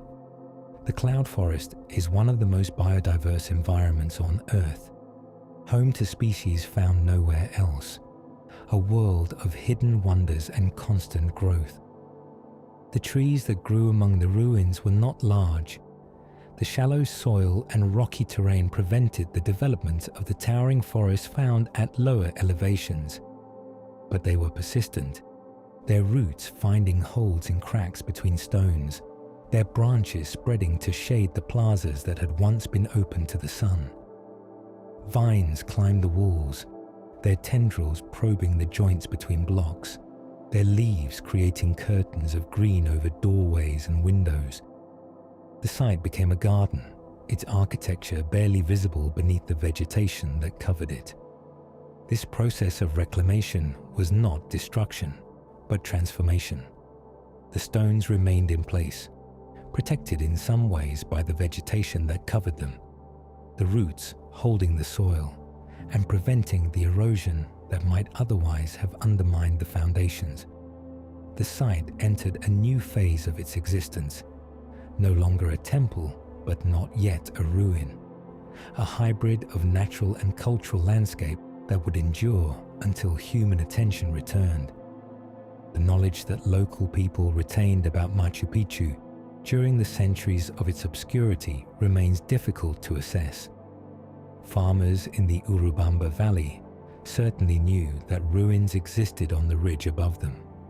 Some had climbed to see them, and a few may have used parts of the site for their own purposes, grazing animals on the terraces or seeking shelter in the surviving buildings. But this knowledge remained local, passed from neighbor to neighbor, never reaching the wider world until outside researchers came looking. The paths that once connected Machu Picchu to the Inca road system had largely disappeared, overgrown, or washed away by centuries of rainy seasons. Finding the site required local guides who knew the terrain, who could lead the way through the trackless forest to the ridge where the ruins stood. The difficulty of access was both barrier and protection, keeping the casual curious away, while preserving the site from the treasure hunting and stone robbing that damaged more accessible ruins. When outside attention did arrive, in the early 20th century, it came with different purposes than the original builders had imagined. The scholars who documented the site were interested in understanding rather than worshipping, in measuring and mapping rather than praying and offering. Their careful work revealed the sophistication of Inca construction and astronomy, establishing Machu Picchu as one of the most important archaeological sites in the Americas. But their understanding, however detailed, was necessarily different from that of the priests who had once known every stone by its proper name. The clearing of vegetation from Machu Picchu in the early 20th century revealed the full extent of the site for the first time in centuries. Workers cut away the trees and vines, exposed the walls and terraces, opened the interiors that had been dark with forest growth. The site that emerged was larger and more complex than anyone had expected. A complete urban landscape with distinct districts for different functions, a sophisticated water system, and architectural features that showed careful astronomical alignment. The process of documentation was painstaking. Every wall was measured, every stone numbered, every relationship between structures recorded. Photographs captured the site in its cleared state, creating a record that would serve researchers for generations. Maps were drawn, elevations calculated, alignments checked against astronomical tables.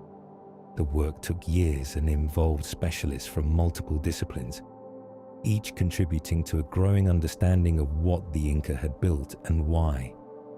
The questions that emerged from this study continue to drive research today. How did the Inca achieve such precise alignments without telescopes or written calculations? How was the construction organized, the labor coordinated, the materials transported? What ceremonies were conducted in the temples, and what did they mean to those who participated? Each question answered raises new questions, the site revealing its secrets gradually, never quite fully, maintaining some mystery even after a century of investigation. In the early 20th century, outside attention returned to Machu Picchu. Scholars and explorers interested in the history of the Inca Empire began to hear stories of a remarkable site high in the mountains, a place where ancient buildings still stood amid the forest. The journey to verify these stories was difficult, requiring days of travel through challenging terrain. But those who made it found what the stories had promised: a city of stone, overgrown but largely intact, perched on its narrow ridge between the peaks. The documentation that followed was careful and systematic. Archaeologists surveyed the site, mapping its structures, recording its dimensions, photographing its features. They cleared the vegetation that had grown over the terraces and plazas, revealing the full extent of the construction. They studied the alignments of buildings to sun and landscape, recognizing the astronomical sophistication that had guided the original builders. Gradually, a picture emerged of what the site had been and how it had functioned. The rediscovery of Machu Picchu was part of a broader recovery of knowledge about the pre-Columbian Americas. Scholars were beginning to understand the complexity and sophistication of the civilizations that had existed before European contact, to recognize achievements in architecture and astronomy, in agriculture and engineering that challenged earlier dismissive attitudes. Machu Picchu became a symbol of this revised understanding, evidence of what Andean peoples had accomplished without the technologies and traditions of the Old World. The study of the site's astronomical alignments has continued to the present day.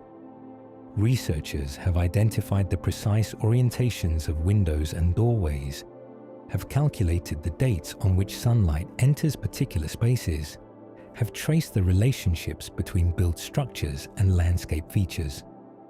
This work has deepened appreciation for the knowledge and skill of the original builders, for the care with which they positioned every element of their construction to serve both practical and ceremonial purposes. The Temple of the Sun has received particular attention. Its windows have been shown to align with the sunrise at the June solstice, with the light entering the chamber and illuminating the interior altar at the precise moment of the year when the sun reaches its northernmost position. This alignment was not accidental but designed, the result of calculations and observations conducted over long periods, the architectural expression of accumulated astronomical knowledge. The temple was indeed the observatory that its name suggests, a place where the movements of the heavens could be tracked with precision. Modern visitors to Machu Picchu experience a site very different from what the Inca knew. The forest has been cleared, the buildings stabilized, paths and railings installed to manage the thousands of tourists who now climb to the site each day. The silence that once characterized the place is broken by voices and footsteps, the isolation by the presence of crowds.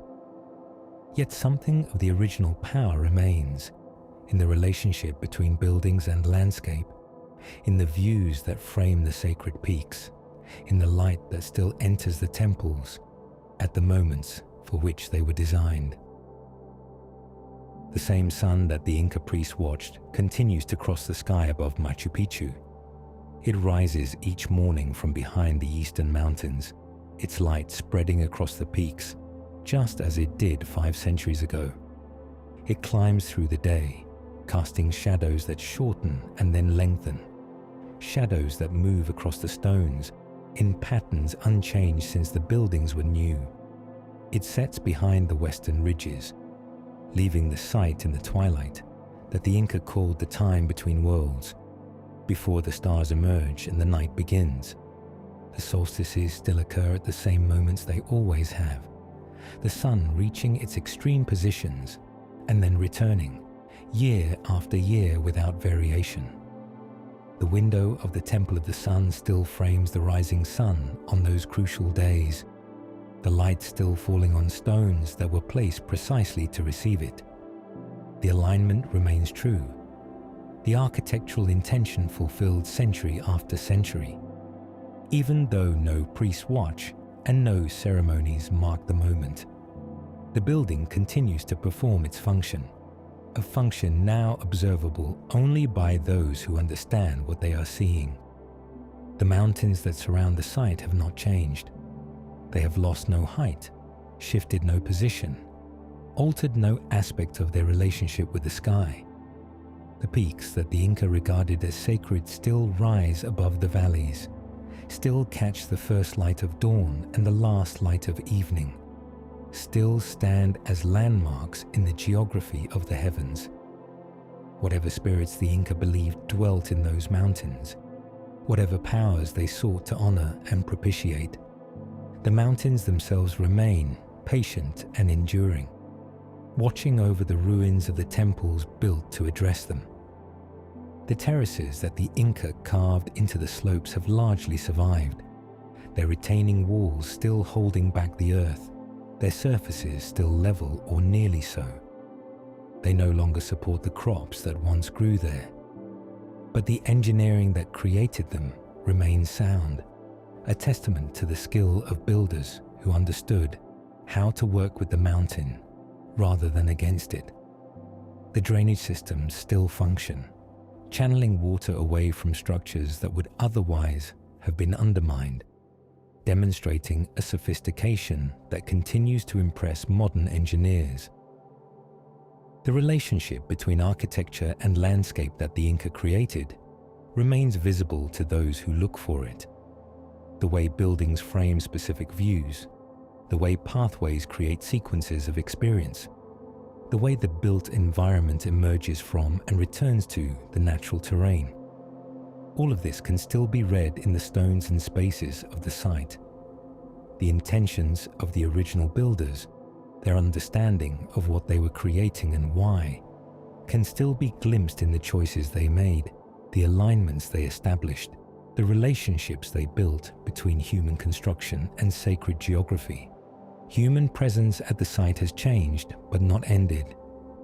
Where once a small community of priests and attendants maintained the temples and conducted the ceremonies, now a much larger number of visitors pass through each day, staying briefly before descending again to the world below.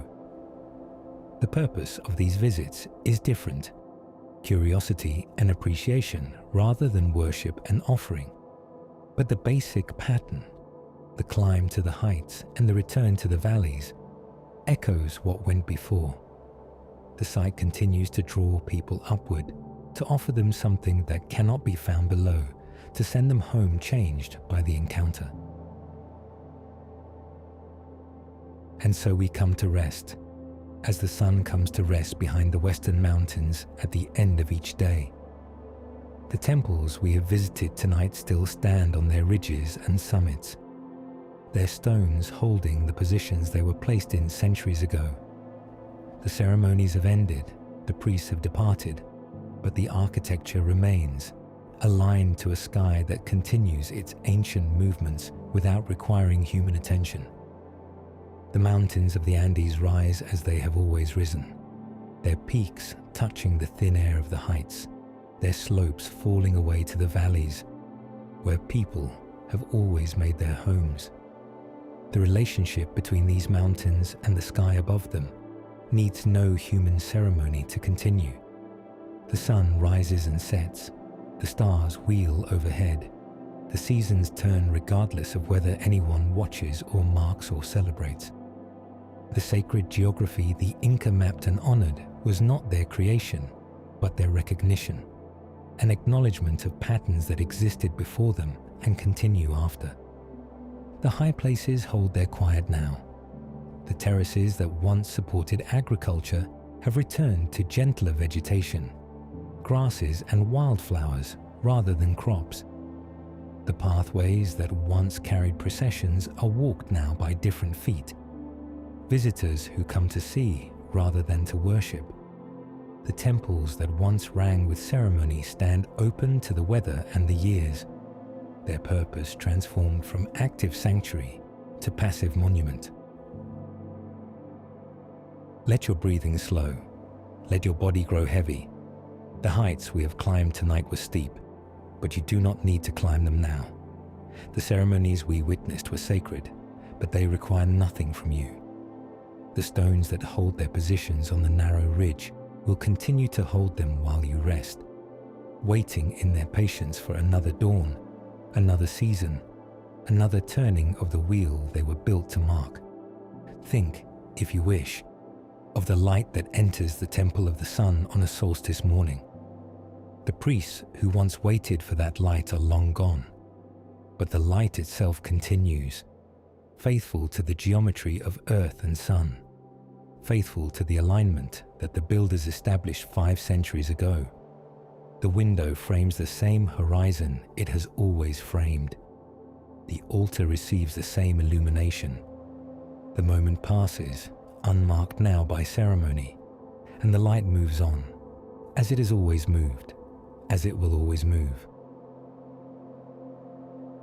If you are still awake, if these stories have brought you peace, please consider liking, subscribing, or sharing your midnight reflections with us.